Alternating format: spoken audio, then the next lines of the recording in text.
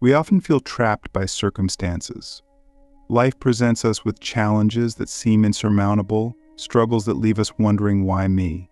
Why must I endure this pain, this unfairness, this weight of existence? And it is precisely here, at this intersection of suffering and self-reflection, that the notion of the victim mindset begins to take root.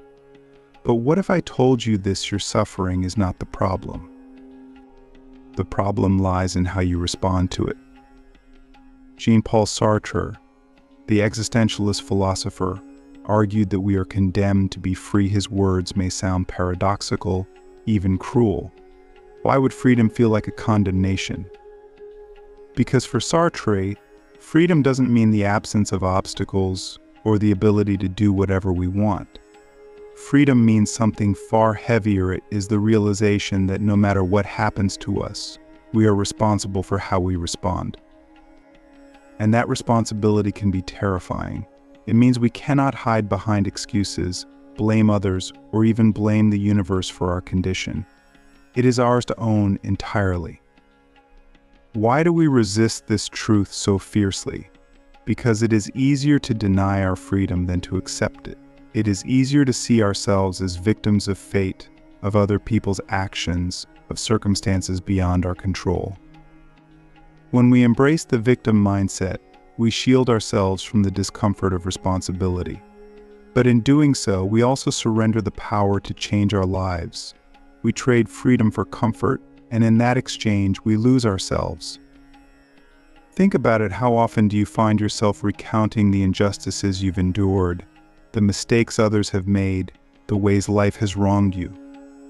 Do you not feel, in those moments, a strange satisfaction even as you suffer?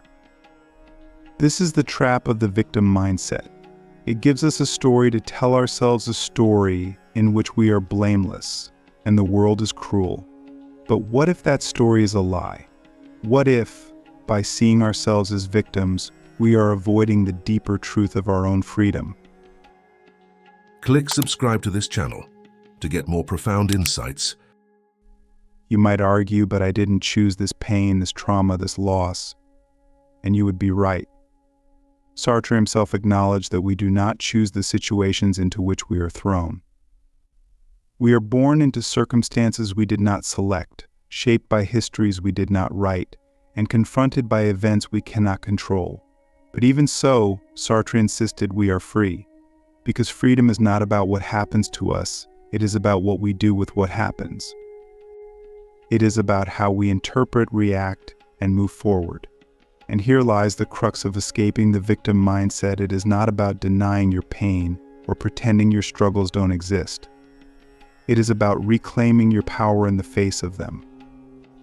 Ask yourself this: what are you avoiding by holding on to the victim mindset?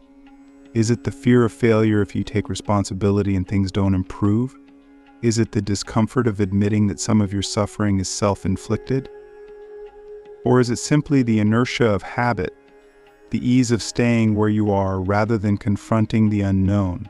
Whatever the reason, the price of clinging to victimhood is far higher than the comfort it provides. It costs you your agency, your growth, your life. Sartre believed that human beings are defined not by what happens to us, but by what we choose to do next. He called this concept bad faith, the act of lying to ourselves to avoid the weight of our freedom. When we say, "I can't help it, this is just who I am," or "there's nothing I can do about it," it's out of my hands. We are engaging in bad faith. We are pretending that we are powerless when in fact we are not. And this pretense, however comforting, is a betrayal of our true nature. So what does it mean to reject the victim mindset and embrace freedom? It means accepting that, no matter how difficult your circumstances may be, you always have a choice. You may not be able to change the situation itself, but you can change how you see it, how you respond to it, and what you do next. This is not an easy truth to accept. It requires courage, self-awareness, and a willingness to confront the parts of yourself that you would rather ignore. But it is also the key to liberation. Let us consider a practical example. Imagine you are in a toxic relationship, a situation in which you feel powerless, trapped, and deeply unhappy. The victim mindset might lead you to say, "This is not my fault. My partner is the one who is cruel, manipulative, or neglectful. I am suffering because of them, and while it may be true that your partner's behavior is harmful, the question remains, why are you still there? What choices are you making or avoiding that keep you in this situation? Are you afraid of being alone? Do you believe you deserve this treatment? Are you waiting for someone else to save you?" These are uncomfortable questions, but they are necessary ones. Because until you take responsibility for your role in the situation, you cannot change it. This does not mean blaming yourself for the actions of others.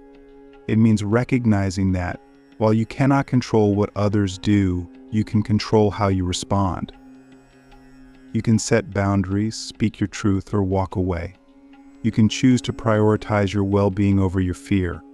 But to do so, you must first abandon the narrative of victimhood and embrace the reality of your freedom. Freedom, however, is not a one-time decision. It is a practice, a discipline, a way of being. It requires constant effort and vigilance. Because the victim mindset is seductive, it offers the illusion of safety, the comfort of certainty, and the validation of others' sympathy. To resist it, you must be willing to live without those crutches. You must be willing to stand on your own, even when it feels difficult or lonely. And here is where Sartre's philosophy becomes truly transformative. For Sartre, freedom is not just a burden, it is also a gift.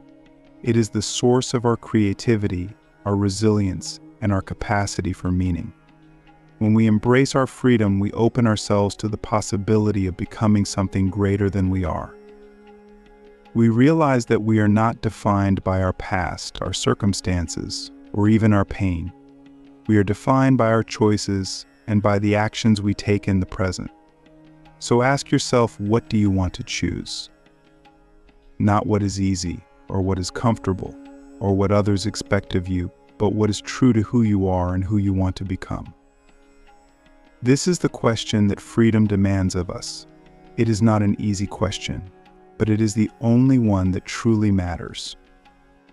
Now, let me leave you with one final thought before we move forward. If you were to strip away all the excuses, all the blame, and all the stories you tell yourself about why your life is the way it is, what would be left? What truths would you have to face? And what choices would you make, knowing that you alone are responsible for them? Let us begin with an undeniable truth: life is hard. There is no escaping the fact that existence brings pain, uncertainty, and the inevitability of struggle. But the question we must wrestle with is this: what do we do with that pain? Do we let it shape us, define us, and dictate the course of our lives? Or do we take ownership of it, confront it head-on, and use it to propel ourselves towards something greater? This is where the victim mindset can feel so tempting. To see ourselves as victims of life's cruelty is to shift the weight of responsibility off our own shoulders. It allows us to say, "This is not my fault. I am suffering because of forces beyond my control." And while there is a kernel of truth in this statement, we often cannot control what happens to us. It is also a way of avoiding the deeper truth that Sartre so forcefully articulated: we are always responsible for how we respond. The victim mindset seduces us into believing that we are powerless, but in doing so, it robs us of the very thing that makes us human: our ability to choose. Sartre argued that choice is intrinsic to our existence. Even when we think we are not choosing, we are. To refuse to act is itself a choice. To remain in a situation we despise is a choice. To blame others for our condition, rather than taking steps to change it, is a choice. And every choice we make or fail to make defines us. But here is the paradox: choice is terrifying. Why? Because every choice carries consequences, and with those consequences comes accountability. To choose is to risk failure, rejection, and regret. It is to step into the unknown, to take responsibility for the outcomes of our decisions, and to accept the possibility that we might get it wrong. And yet, this is precisely what it means to be free. Think about a time in your life when you felt stuck, trapped, or defeated. Maybe it was a job you hated but couldn't seem to leave. Maybe it was a relationship that drained you, but you stayed because the alternative seemed worse. Maybe it was a pattern of behavior procrastination, self-sabotage, or avoidance that you repeated over and over again, even though you knew it was harming you. In those moments, did you tell yourself, "I have no choice"?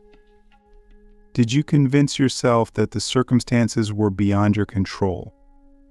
If so, ask yourself now, was that really true? Or did you use the illusion of powerlessness to avoid the responsibility of making a difficult choice? Sartre would argue that in every situation, no matter how dire, we have a choice. This does not mean that all choices are easy, or that they will lead to happiness or success. It means that we are never truly powerless. Even in the face of the worst suffering, we can choose how we interpret and respond to it. Viktor Frankl, a Holocaust survivor and psychiatrist, echoed this sentiment when he wrote, "Everything can be taken from a man, but one thing the last of the human freedoms to choose one's attitude in any given set of circumstances, to choose one's own way." But if this is true, why do so many of us remain stuck in the victim mindset? One reason is fear. Fear of failure, fear of discomfort, fear of the unknown. The victim mindset offers a kind of false security. It tells us that we are not to blame for our suffering, and therefore we are not responsible for fixing it. But this security comes at a cost. It keeps us stagnant, passive, and disconnected from our own power. Another reason we cling to the victim mindset is that it provides us with a sense of identity.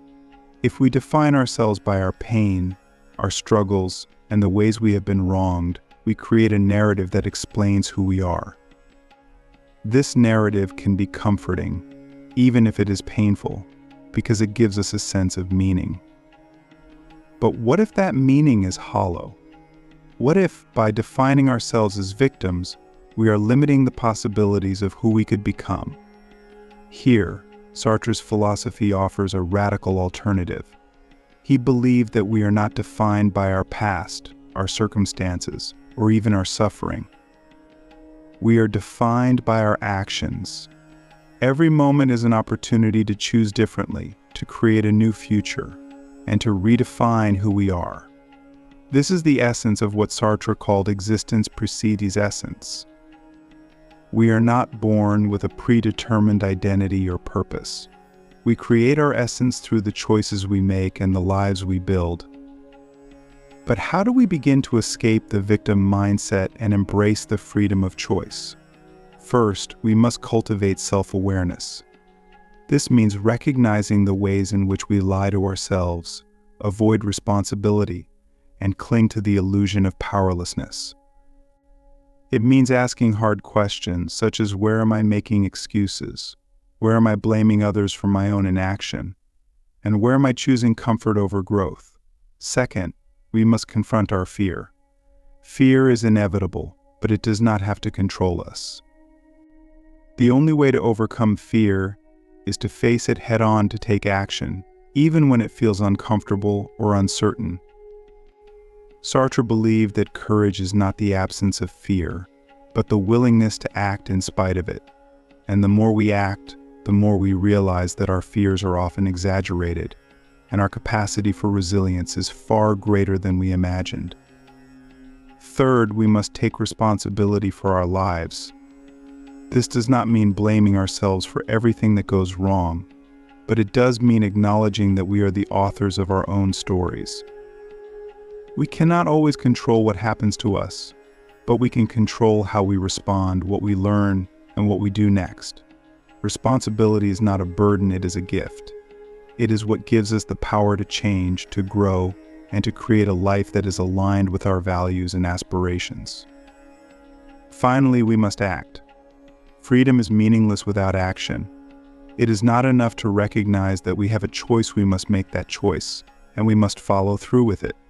This requires discipline, persistence, and a willingness to embrace discomfort. But it is through action that we reclaim our power, escape the victim mindset, and create a life of purpose and meaning. Let me ask you something. What is the choice you are avoiding right now? What is the action you know you need to take, but have been putting off because it feels too hard, too scary, or too uncertain? And what would happen if today you decided to stop avoiding it and started moving forward, even if only in the smallest of steps? We have explored the weight of responsibility and the terror of choice, and now we arrive at the ultimate challenge of escaping the victim mindset, the act of creating yourself. Sartre believed that freedom does not simply mean rejecting victimhood or taking responsibility. It means something far more profound. It means realizing that you are, in every moment, creating who you are. You are not a fixed being trapped in a fixed world. You are a work in progress, a process of becoming, and with every decision you make, you are shaping the person you will be. But here's the catch: this freedom to create yourself is not a passive process. It requires conscious effort, deep honesty, and above all, action. It is not enough to simply wish for change or to acknowledge that you have a choice. You must take deliberate steps to become the person you want to be. And this is where so many of us falter. We cling to the stories we've told ourselves for so long, the stories of why we can't, why we're stuck, why it's someone else's fault, because those stories feel familiar. But familiar does not mean true. And if we want to escape the victim mindset, we must be willing to let go of the stories that no longer serve us. Here's a question to consider: who are you without your pain? If you stripped away the narrative of all the ways life has wronged you, who would you be?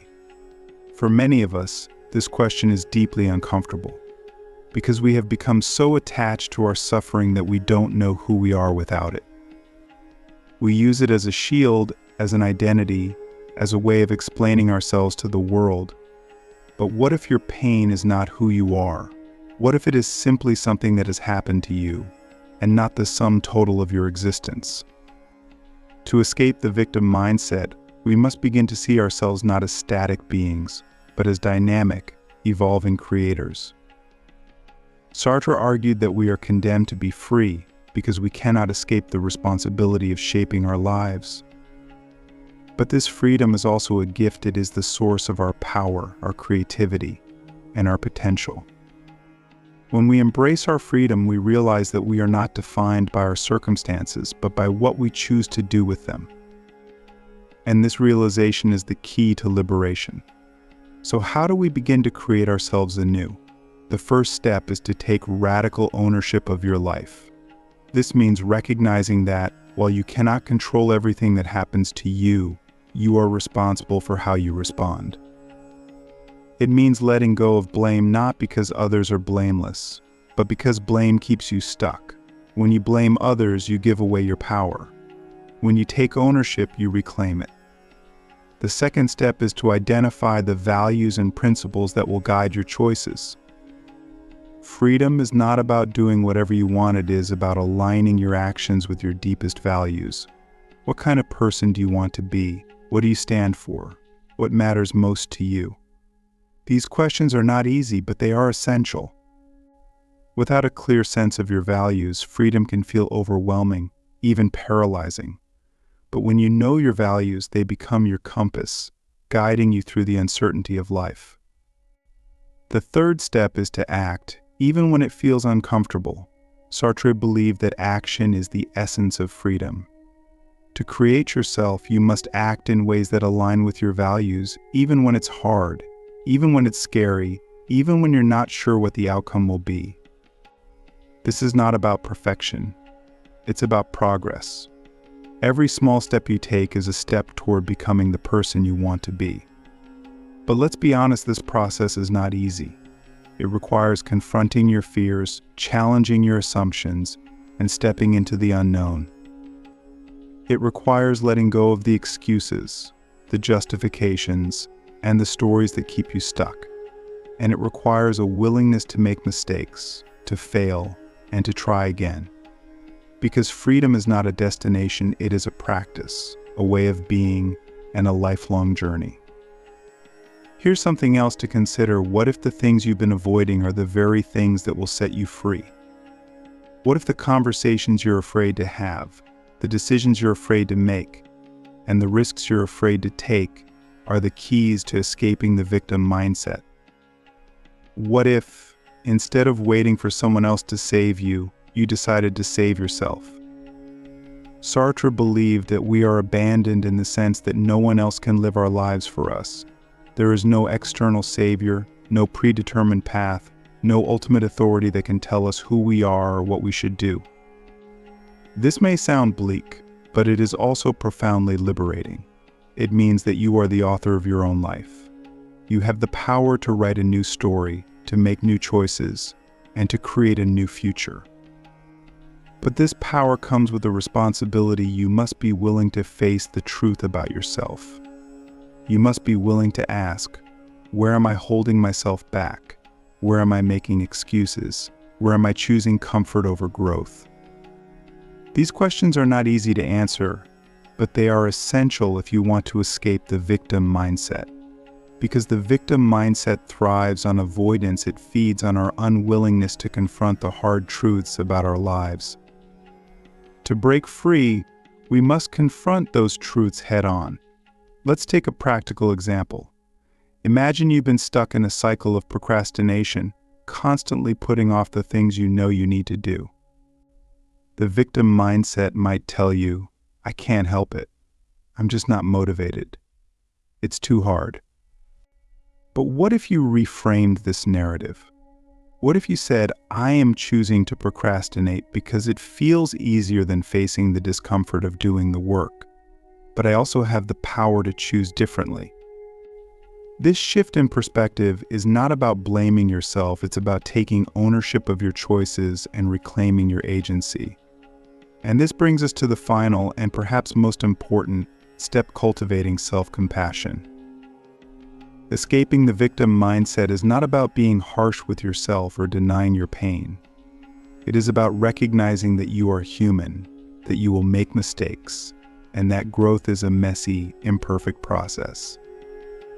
Self-compassion means treating yourself with kindness, even as you hold yourself accountable. It means acknowledging your struggles without letting them define you. And it means giving yourself the grace to try, fail, and try again. Here's a thought to leave you with. What if, instead of seeing yourself as a victim of your circumstances, you saw yourself as the creator of your life? What if, instead of waiting for things to change, you decided to change them? And what if, instead of fearing your freedom, you embraced it as the greatest gift you've ever been given? The truth is, escaping the victim mindset is not something that happens overnight. It is a process, a practice, and a commitment to living authentically. It requires courage, honesty, and a willingness to take responsibility for your life. But the reward is immeasurable: the freedom to be who you truly are, to create a life that aligns with your values, and to live with a sense of purpose and meaning. So what will you choose? Will you cling to the safety of the victim mindset, or will you step into the uncertainty of freedom? The choice is yours, and it always has been.